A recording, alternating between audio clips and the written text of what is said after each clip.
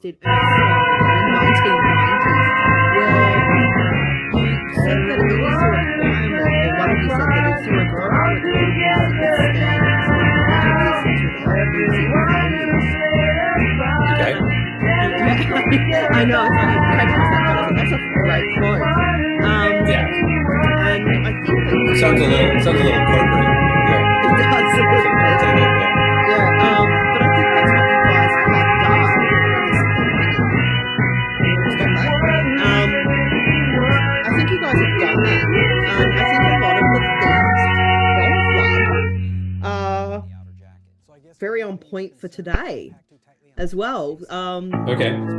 So I mean, obviously, taking aside from the fact that there is some rather obscure stuff going in on there, you've got minimum wage, and even if you don't take away the fact that it's not especially about minimum wage, you could have that bent to the fact that minimum wage is such a huge topic these days.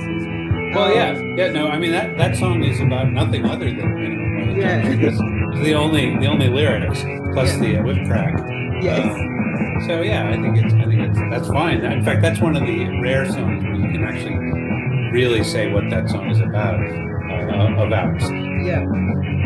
So then, yeah, I will take it. Yeah. And then you've got My Racist Friend.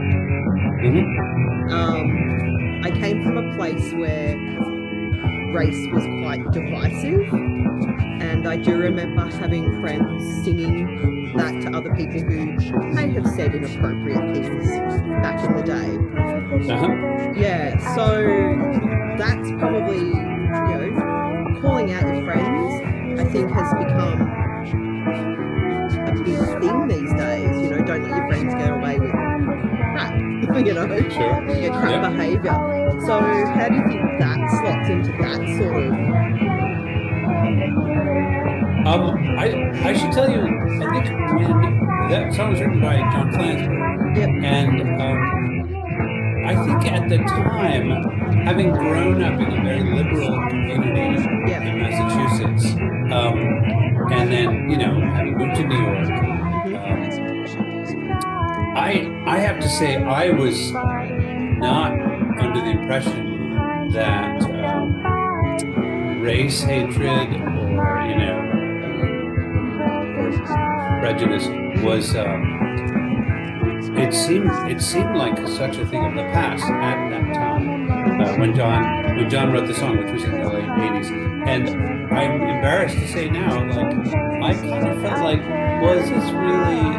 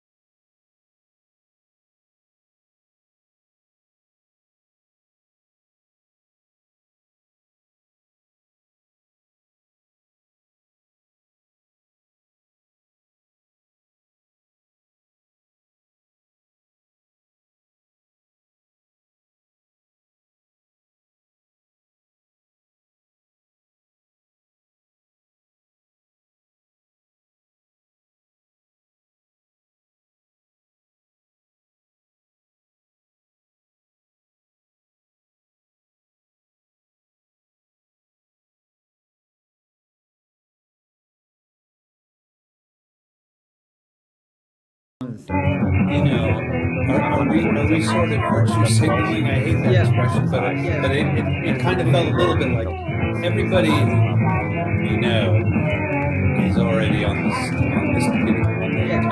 So Americans have this. you know, we're all brothers and sisters here and everything. And what's emerged since then is that it turns out I was completely wrong in that in the last couple decades we've really seen a crazy resurgence in not just racism but just sort of xenophobia, nationalism, all these things that I mean, I was very naive, but I kind of thought, oh yeah, we moved away from it. So yeah, it really is it's surprising and sobering to think that we could have gotten on the whole world is becoming more distrustful of one another. It's disturbing. Well, trend. I think it is. It really is. I'm just like talking, like I really want to talk to you about the writing process that you guys you and John have together. Just bear with me. There is a helicopter going over and it's buzzing my house right now. Okay, I'll tell you, I'm in Edinburgh right now. Yeah, right. And we are by the shore, and I've had to shut the window because the racket from the seagulls has been so loud. They're like screaming at one another continuously. I think they've settled down now, but it was really unbelievable. Somebody had chips out there.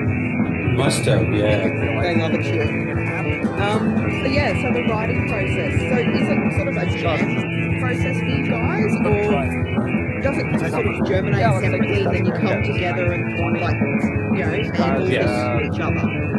Yes, the second one. I think John and I probably in full agreement that we are not people who kind of generally. I mean, we try out all sorts of different techniques for writing songs, but we do not do jam. That's outside of our vocabulary. In fact, we both like to sort of sit and fiddle around, try out all sorts of things privately, and as you said, we come together and we share these ideas. Thank you. But it's